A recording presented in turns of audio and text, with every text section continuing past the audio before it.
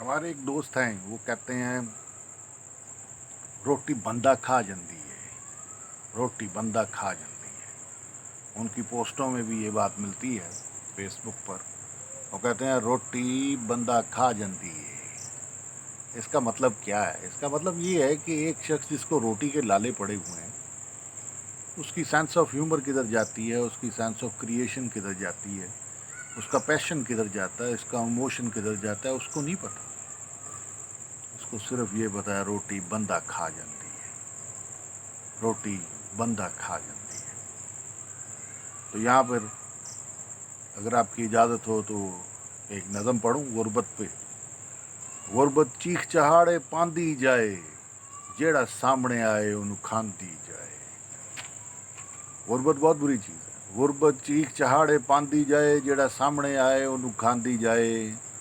बचो बंदिया गुरबत दे झेड़ियां तो, जेड़ा सामने आए उन्हें खांदी जाए।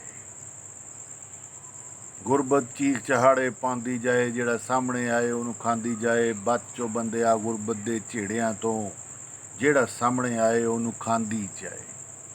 इल्ज़ाम एवें ही लग जांदे ने, इल्ज़ाम एवें ही लग जांदे गरीबां ते, जेड़ा सामने आए उन्हें खांदी जाए, जेड़ा सामने आए उन्हें खांदी जाए। अजब जबर गुरबत, अजब कमबख्त गुरबत, जेड़ा सामने आए उन्हें खांदी जाए, जेड़ा सामने आए उन्हें खांदी जाए। गरीब होना कोई मेना नहीं, गरीब होना कोई मेना नहीं, मगर गुरबत पांडे वकांदी जाए, मगर गुरबत पांडे वकांदी जाए। गुरबत चीख चहाड़े पांदी जाए, जेड़ा सामने आए उन्हें खांदी जाए, जेड़ा सामने आए उन्हें खांदी जाए। खा जांदी ਏ लताफत ਨੂੰ, खा जांदी ਏ सकाफत ਨੂੰ, ਜਿਹੜਾ ਸਾਹਮਣੇ ਆਏ ਉਹਨੂੰ ਖਾਂਦੀ ਜਾਏ, ਜਿਹੜਾ ਸਾਹਮਣੇ ਆਏ ਉਹਨੂੰ ਖਾਂਦੀ ਜਾਏ। ਗੁਰਬਤ ਚੀਖ ਚਹਾੜੇ ਪਾਂਦੀ ਜਾਏ, ਜਿਹੜਾ ਸਾਹਮਣੇ ਆਏ ਉਹਨੂੰ ਖਾਂਦੀ ਜਾਏ, ਜਿਹੜਾ ਸਾਹਮਣੇ ਆਏ ਉਹਨੂੰ ਖਾਂਦੀ